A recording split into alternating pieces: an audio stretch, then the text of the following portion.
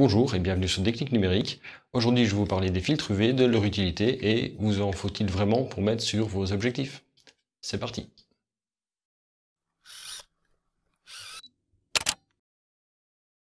Avant tout, commençons par définir ce qu'est un filtre UV. Donc un filtre UV, c'est un filtre que vous placez devant votre objectif et qui a pour propriété de bloquer les rayons UV entrant dans votre lentille. Alors ceci a pour effet d'améliorer la qualité des couleurs, d'améliorer la qualité du rendu de vos photos et également de protéger votre lentille et votre appareil des rayons UV qui peuvent éventuellement provoquer des dégâts. Alors à l'heure actuelle, la majorité des objectifs ont déjà un traitement UV. Et ça, c'est principalement la raison pour laquelle je veux vous parler de ceci. C'est parce que si vous employez un filtre UV pour bloquer les filtres UV rentrant dans votre objectif, en fait, vous mettez un morceau de verre devant qui est traité pour faire quelque chose que votre objectif fait déjà tout seul. Ceci dit, vous employez des objectifs plus anciens, c'est tout à fait logique. Si vous êtes dans le monde argentique, là aussi, c'est très logique généralement d'utiliser des filtres UV. Mais en numérique, c'est différent. En numérique, on a déjà tout ce traitement qui est fait. Que ce soit au niveau de l'optique ou même au niveau du capteur de l'appareil photo, devant votre capteur, vous avez un filtre UV, un filtre infrarouge et encore plein d'autres filtres qui permettent de corriger la lumière entrante. Alors, pourquoi utiliser un filtre UV? La majorité des gens à l'heure actuelle emploient le filtre UV comme un filtre protecteur. Une fois qu'il est vissé sur votre objectif, comme c'est le cas ici, en fait, vous avez donc une barrière solide entre l'extérieur et votre lentille, ce qui a pour effet, bien entendu, de le protéger. Maintenant, est-ce vraiment efficace? Alors, pour ça, la question est assez délicate. Donc, en effet, si j'ai un filtre UV qui est placé devant mon objectif, je ne peux pas toucher directement la lentille et donc celle-ci est protégée. Mais quelle est vraiment l'efficacité de ça? Alors, je n'ai pas essayé, bien entendu, de détruire mon objectif juste pour le plaisir. Hein, je compte mon argent aussi, comme tout le monde. Mais en y réfléchissant un petit peu, on peut se demander si un filtre UV de ce genre-là permettrait, par exemple, de protéger votre objectif en cas de chute. Alors si votre objectif chute de 10 cm et que quelque chose vient toucher le verre, oui, dans ce cas-là, oui. Mais généralement, les accidents les plus courants, c'est l'objectif qui tombe par terre, c'est l'appareil que l'on lâche et qui touche, et bien entendu, généralement, c'est la lentille qui touche en premier. Dans ce cas-là, vous allez avoir la lentille du filtre qui va être touchée. Mais le problème que vous allez avoir aussi, c'est que pour fixer ce filtre UV sur votre objectif, il y a un filet autour de l'objectif. Si jamais le choc est trop important, vous pouvez avoir le filet de l'objectif ou du filtre en lui-même qui vont se déformer et donc ne plus arriver à sortir le filtre de là. Donc, ma conclusion pour ce point-là, c'est que utiliser un filtre UV pour protéger votre objectif, ça peut être une arme à double tranchant. Disons que si vous protégez d'un petit impact, ça va fonctionner.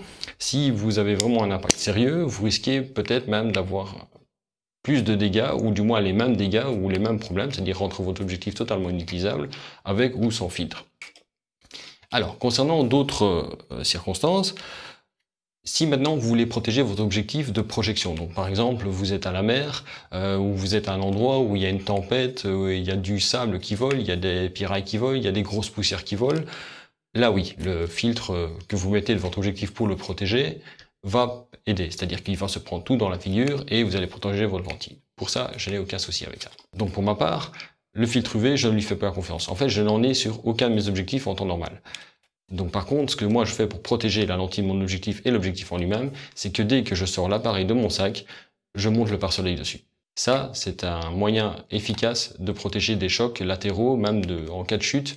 Votre pare-soleil va certainement se briser, mais vu qu'il est en matière synthétique, il va sûrement absorber une grosse partie du choc et vous allez probablement faire moins de dégâts dans ce cas-là que si vous aviez simplement un filtre vissé sur votre objectif. Donc maintenant, si vous voulez employer un filtre UV pour protéger votre objectif, aucun souci avec ça. Bien entendu, vous allez devoir le payer. Et là, déjà, un autre problème des filtres UV, c'est parfois leur prix. Vous pouvez avoir pour un 58 mm comme ceci, déjà être dans les 10, 15, 20, 30 euros pour du pas cher. Et ça monte très vite dans les 70, 80 euros si vous prenez des marques haut de gamme comme du B+W, etc. Mais est-ce que le filtre UV n'a que des avantages limités selon les circonstances ou est-ce qu'éventuellement il pourrait avoir des inconvénients? Alors là, bien entendu, tout va dépendre de la qualité de votre filtre UV. Si vous mettez un filtre UV bon marché, vous n'aurez forcément pas le même résultat. Il faut bien vous dire que votre objectif, c'est une succession de lentilles qui servent à rediriger la lumière, à corriger les défauts, etc. Et donc venir mettre une lentille devant, parce que finalement votre filtre c'est aussi une lentille, vous pouvez éventuellement perturber le fonctionnement de votre objectif.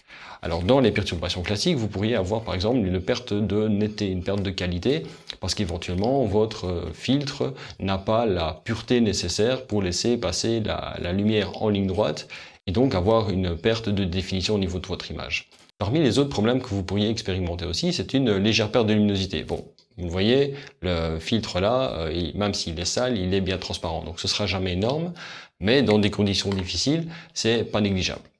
Un autre problème plus délicat par contre, c'est que quand vous mettez, donc si je prends l'objectif ici et que je mets une lentille devant, j'ai un espace entre les deux. La lumière qui vient entrer dans cette chambre qui est créée entre les deux peut, dans certaines circonstances, rebondir à l'intérieur entre les deux vitres. Parce qu'éventuellement, il n'y aurait pas de traitement anti-reflet sur le filtre UV en lui-même.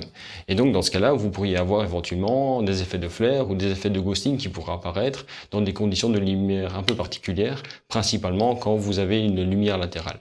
D'ailleurs, je peux vous le montrer comme ça. Si je le dirige, bon, là, je regarde dans l'écran, mais vous voyez que là, vous apercevez en fait la lumière qui est réfléchie depuis ma source de lumière à laquelle je me filme. Mais si je tourne ici ma lentille, vous voyez que suivant les circonstances, j'ai pas le même résultat. Si vous commencez à jouer avec plusieurs lentilles comme ça, vous pouvez avoir des circonstances, et ça dépendra de votre objectif, ça dépendra de votre filtre aussi, des circonstances dans lesquelles vous allez avoir de la lumière qui va rebondir à l'intérieur entre les deux verres, et donc créer des perturbations lumineuses, de créer des aberrations, et du coup détériorer votre image.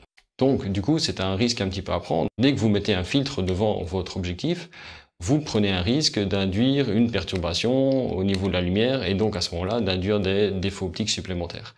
De nouveau, ça dépendra entièrement de la qualité de votre objectif et de votre filtre UV. Alors, certaines marques, comme Oya par exemple, ont une gamme de filtres qu'ils appellent protecteurs, des filtres qui ne sont pas des filtres UV et dont le but principal est de protéger votre lentille. Vous avez donc à ce moment-là généralement un filtre qui sera plus fin, qui sera vraiment étudié pour faire le moins de perturbations possible et donc peut-être apporter la solution que vous cherchez, c'est-à-dire protéger votre lentille. Mais bien entendu, vous avez toujours les mêmes inconvénients, c'est-à-dire que vous avez un élément optique qui vient se mettre en plus devant votre objectif et du coup qui peut toujours, dans certaines circonstances, produire des reflets, produire du flair, etc. Alors pour conclure, je dirais que l'utilisation d'un filtre UV dépend totalement de ce que vous voulez faire et de votre point de vue. Alors si votre objectif est de placer un élément qui protège la lentille par exemple des projections, ça me semble une bonne idée. Ceci dit, vous allez bien entendu peut-être avoir dans ce cas-là une perte de qualité d'image ou dans des conditions de lumière un peu difficiles, avoir des reflets qui apparaissent entre les lentilles et donc d'avoir une détérioration de l'image. Si maintenant votre point de vue est de protéger votre objectif en cas de chute ou en cas de choc grave, c'est-à-dire vraiment un choc où on tape sur la lentille, personnellement, moi, je ne ferai pas confiance au filtre UV. Il risque de se briser très rapidement. Il risque d'éventuellement, en se brisant, d'endommager l'objectif en lui-même. Pour ma part, je préfère de loin un pare-soleil à un filtre placé sur l'objectif pour le protéger des chocs. Le filtre UV va protéger d'un impact direct. Il ne va jamais protéger autour. Donc si vous avez par exemple votre appareil en bandoulière et qu'il se cogne quelque part, votre filtre UV ne sert à rien. À la limite, vous allez taper quelque part avec le bord de l'objectif, déformer le filet et ne plus arriver à sortir le filtre. Ça, c'est le plus gros risque que vous ayez. Si vous ne me croyez pas pour ça, cherchez des vidéos sur YouTube, vous verrez des gens qui vous montrent comment faire pour enlever un filtre qui est coincé sur son filet. En gros, ça revient à casser le verre, à prendre une pince et à forcer comme un bœuf sur le bord du filtre pour arriver à l'enlever. C'est pas beau à voir. Donc malheureusement, je ne peux pas vous offrir de réponse ultime à la question de faut-il ou non un filtre UV.